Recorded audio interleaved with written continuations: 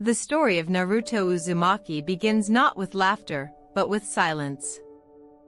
The kind of silence that weighs on a village after tragedy, the kind that follows the echo of a monster's roar.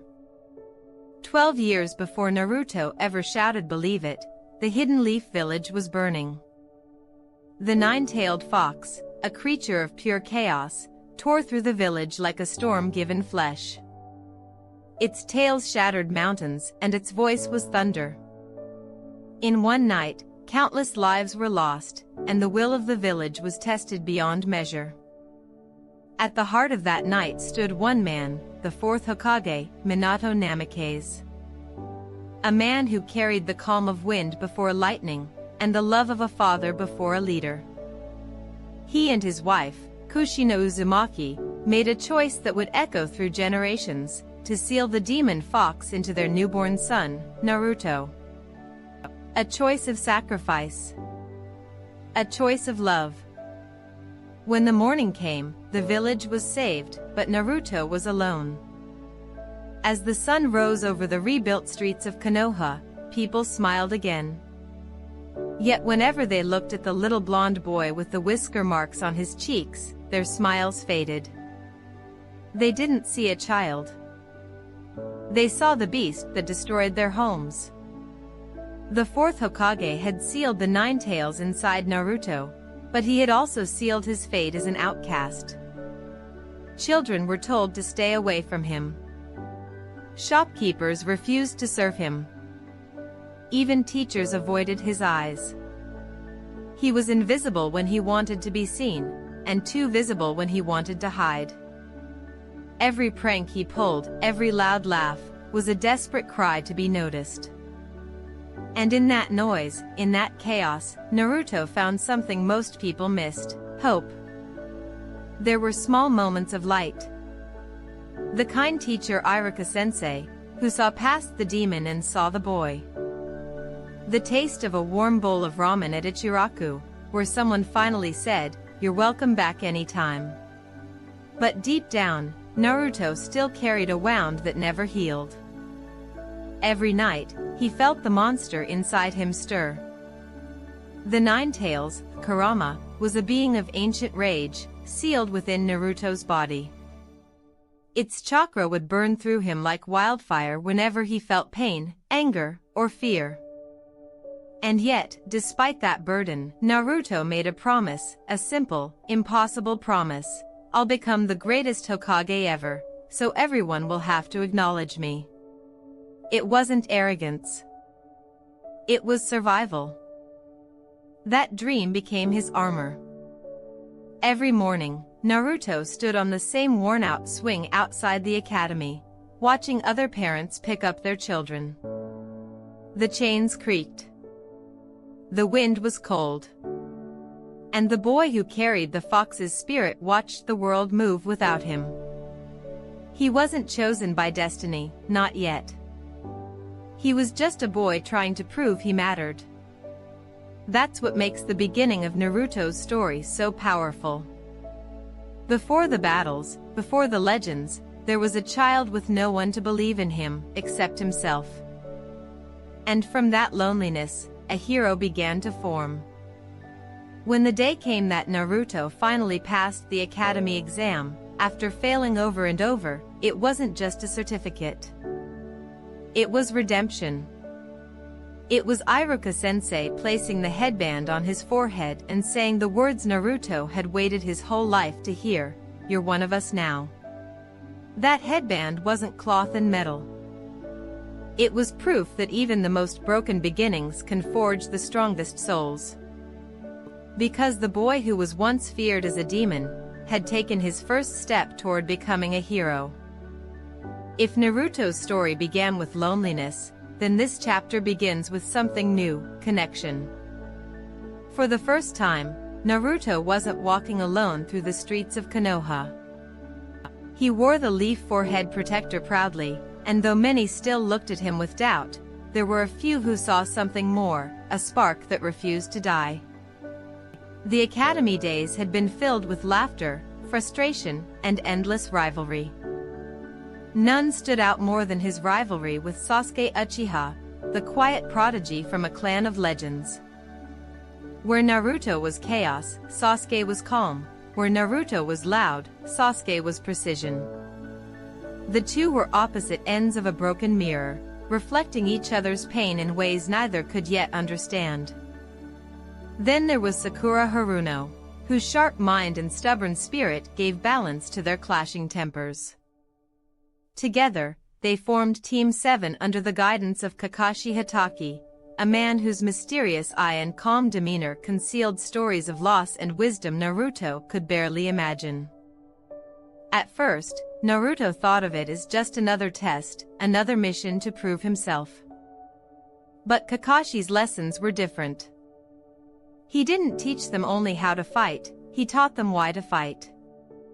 Their first mission outside the village, protecting a humble bridge builder named Tazuna, changed everything. It wasn't supposed to be dangerous. It wasn't supposed to be a fight for their lives. But when the mist rolled in and two shadowy figures emerged, the demon brothers of the hidden mist, Naruto's courage was tested for the first time. Fear gripped him. His legs trembled. The reality of being a ninja was far colder than his dreams. But even as terror rose, something inside him refused to yield. He stood. He fought. And though he bled, he did not run. That mission revealed more than the cruelty of the shinobi world, it revealed compassion. Because when Zabuza Momochi and Haku, two tragic figures bound by loyalty and love, faced Team 7, Naruto saw for the first time that even enemies could be human. Haku, gentle, graceful, and deadly, fought not for power, but for purpose. When he fell, it broke something inside Naruto. He saw his reflection in that fallen warrior, a child who wanted to protect someone precious, even at the cost of everything. Standing in the mist of battle, tears mixing with rain, Naruto screamed words that would define him. If being a true ninja means killing feelings, then I'll break that rule. That day, the boy who was once seen as a monster showed the world what humanity looked like. After returning to Konoha, Naruto's confidence began to grow. His friendship with Sasuke deepened through shared danger and rivalry. They pushed each other beyond limits, their bond sharpened by every clash and victory. But beneath that bond lay something fragile: pride, envy, and the unspoken fear of being left behind. When the Chunin exams arrived, it wasn't just a test of skill, it was a mirror held up to every dreamer in the village. Naruto faced geniuses, warriors, and assassins, yet every time he was underestimated, he fought harder. In the roaring arena, when Naruto defeated Neji Hyuga, the boy who believed destiny could not be changed, he didn't just win a fight, he shattered an ideology. He shouted through blood and exhaustion, "I decide my own destiny." And the crowd, who once saw him as nothing, finally began to see him as something. But even as Naruto's light grew brighter, shadows deepened elsewhere. Sasuke's eyes grew darker, haunted by the massacre of his clan and the ghost of his brother, Itachi Uchiha. The same bond that gave Naruto strength began to pull Sasuke toward vengeance. Their rivalry, once playful, began to turn into something heavier, a collision course between love and ambition. And through it all, Naruto's heart remained unchanged. He would never abandon his friends, even if it meant standing alone again. Because Naruto had finally learned what true strength meant, not the absence of fear, but the courage to face it for those you care about. If the early days of Naruto's life were about finding connection, this chapter is about losing it and learning how to rebuild. Because in every hero's journey, there comes a point where the light flickers, and the darkness starts to whisper. Sasuke's hunger for strength became unbearable. He had trained, fought, and grown alongside Naruto, yet every time he saw Naruto's growth, every time he saw that same determination, it reminded him of what he lacked: vengeance. The ghost of his brother, Itachi, loomed over every dream, every breath. So when the dark hand of Orochimaru, one of the legendary Sannin, reached out, Sasuke took it. That decision broke something inside Naruto. He had promised never to lose another bond. He had promised himself that no one he cared about would walk away into darkness. And yet, as he watched Sasuke's back disappear into the forest, he realized how powerless he still was. The boy who once dreamed of acknowledgement now dreamed of saving a friend. The search for Tsunade arc marked the beginning of Naruto's growth beyond childhood.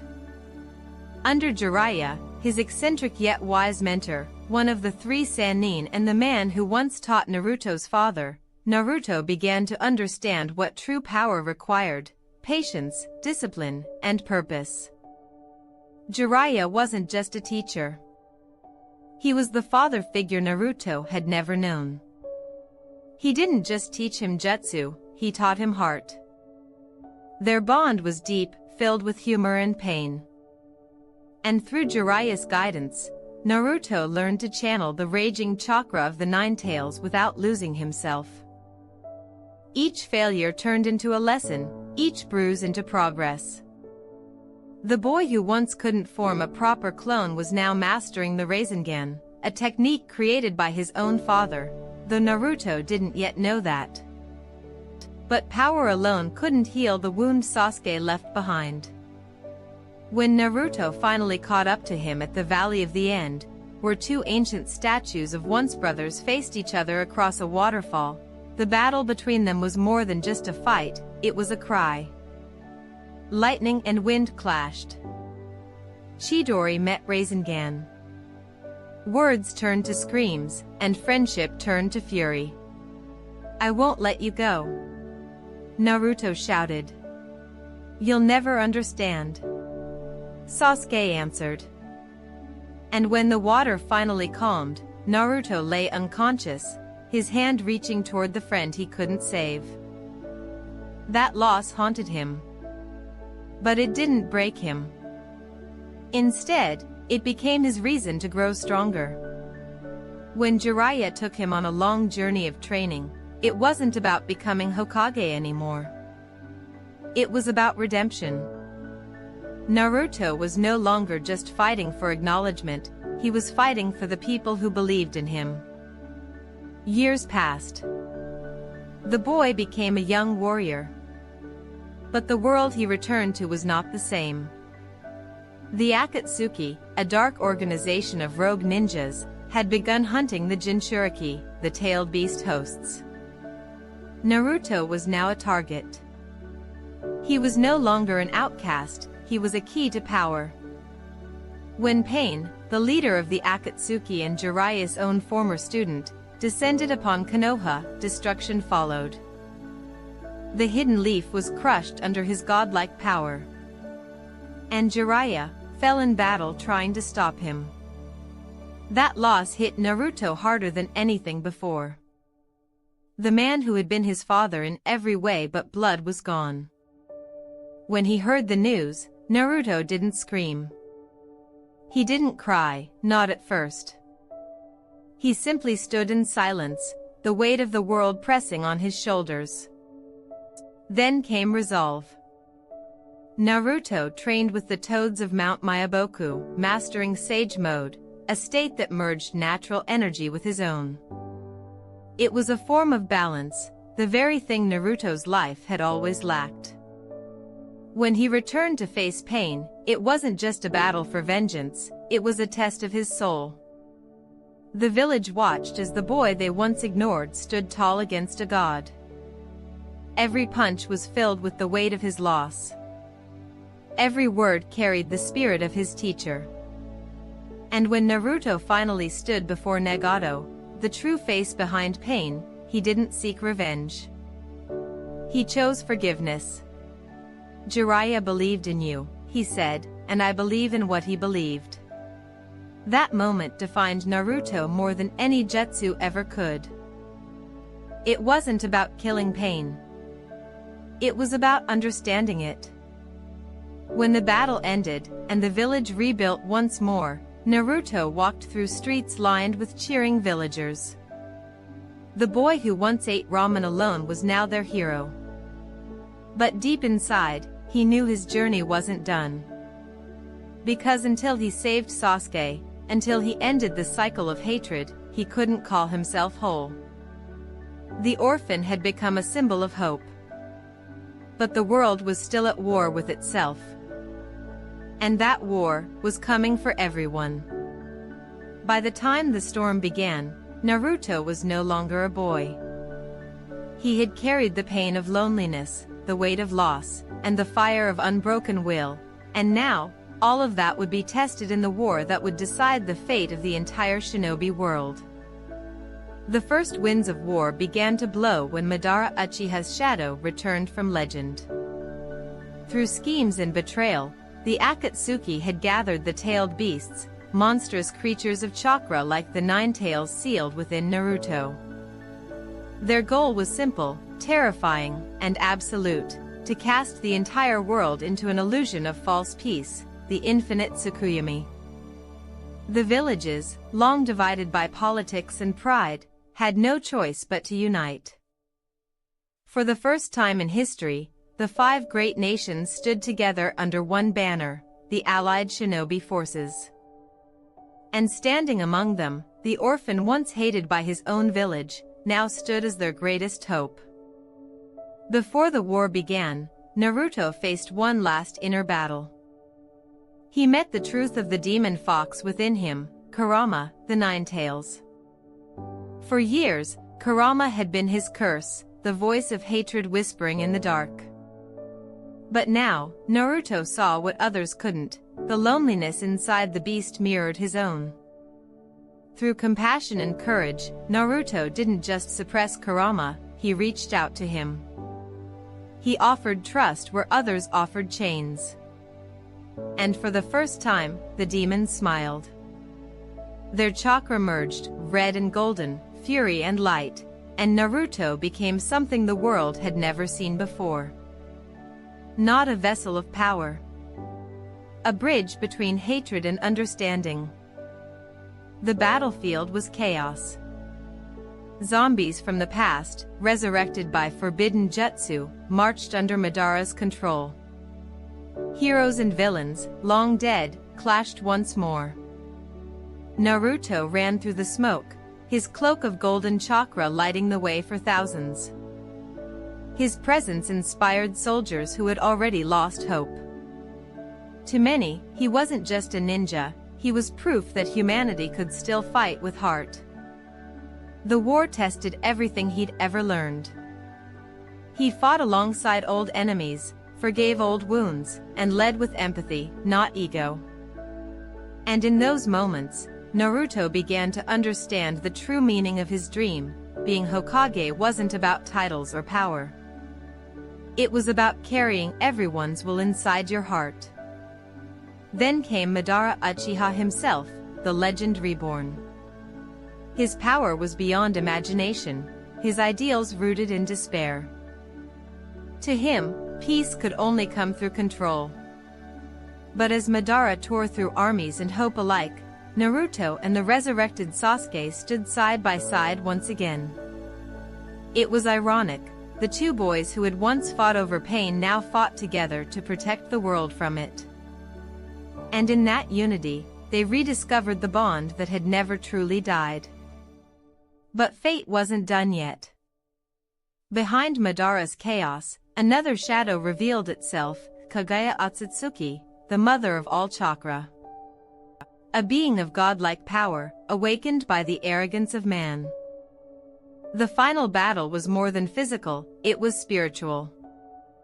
Naruto and Sasuke fought not as rivals, but as two halves of one destiny. Yin and yang. Hope and hate. When the dust settled, Kaguya was sealed, and the war was over. But peace would not come so easily. Because after the gods fell, two boys remained, and one question echoed in the silence: what happens when the dreamers of peace disagree on what peace means? Naruto looked at Sasuke and saw his old friend again, yet behind his eyes was still that same darkness, a conviction that true peace could only come through revolution, even if it meant blood. Their final confrontation at the Valley of the End wasn't just a rematch. It was destiny demanding closure. Thunder roared. Rivers split. The same Rasengan and Chidori clashed once more, not out of hatred, but out of understanding. Each blow carried the weight of everything they had been through: pain, loss, friendship, betrayal, love.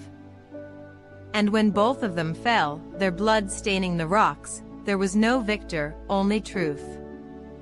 They lay side by side, their arms gone, their eyes staring at the morning sky.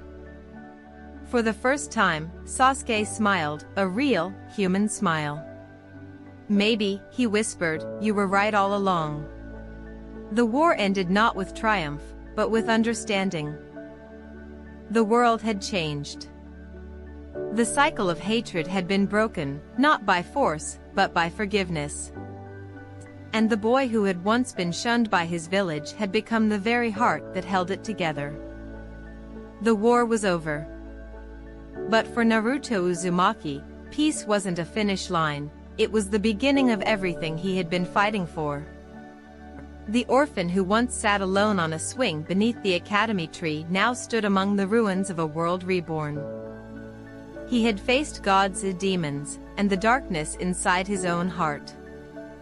And now, he faced something far more human: rebuilding. When the dust settled, the shinobi world was scarred but alive. Villages that had been enemies for generations now shared bread and stories. Flags that once flew against each other now flew side by side. And at the center of it all was Naruto, the boy who had carried every burden, every hope, every loss, smiling, as if the world itself had finally heard his voice. But peace, Naruto knew, wasn't simple. It wasn't about being remembered as a hero, it was about ensuring no one else had to grow up like he did. That was his true dream. Sasuke, once his greatest rival, now walked his own path of redemption, wandering the lands, learning what peace meant outside the walls of Konoha. Their bond was no longer a wound. It was a scar, something healed, but never forgotten. Every letter Sasuke sent back to Konoha carried the quiet weight of apology. And every time Naruto read one, he smiled, because he knew forgiveness wasn't about erasing the past, it was about accepting it. Life began to return to normal, though normal had a different meaning now. Naruto trained a new generation, told them the stories of those who came before, and reminded them that power meant nothing without empathy. He often visited the memorial stone, where names of fallen comrades glimmered under sunlight, and spoke softly, as if Jiraiya, Neji, and so many others could still hear him. "I did it," he'd say. "Just like you wanted." And in those quiet moments, beneath the whispering leaves, you could almost hear them answering back. Years passed. The hidden leaf grew stronger, brighter, a true home for everyone, not just those born into it. And one morning, as the village bustled below, the Hokage monument gained a new face. A smile carved in stone. Golden hair, eyes full of determination, the Seventh Hokage. The child who once dreamed of acknowledgement had become the man who protected the world's peace. But even as Hokage, Naruto never lost that spark, the same loud laugh, the same bowl of ramen at Ichiraku, the same kindness toward every lost soul who reminded him of himself. He still chased after dreams, still believed in people, still looked at every orphan child with a heart full of empathy. And sometimes, when the wind brushed through the village and the sunlight hit just right, you could almost see him, the little boy on the swing, smiling back at the man he became. Because that's what Naruto's story truly is, not about jutsu, not about destiny, but about the human spirit's refusal to give up. He was the boy everyone feared, the teenager everyone doubted, and the man everyone followed. He was the embodiment of the words he once shouted as a lonely child, "I'll never go back on my word. That's my ninja way." And he never did. So when you look at that carved face on the mountain, the seventh Hokage smiling down over Konoha, remember, that's not just a hero. That's a promise fulfilled. A promise that no child will ever be invisible again. The story of Naruto Uzumaki, the orphan who became the light of the village, reminds us that strength isn't born from perfection. It's born from pain, love, and the unbreakable will to keep moving forward.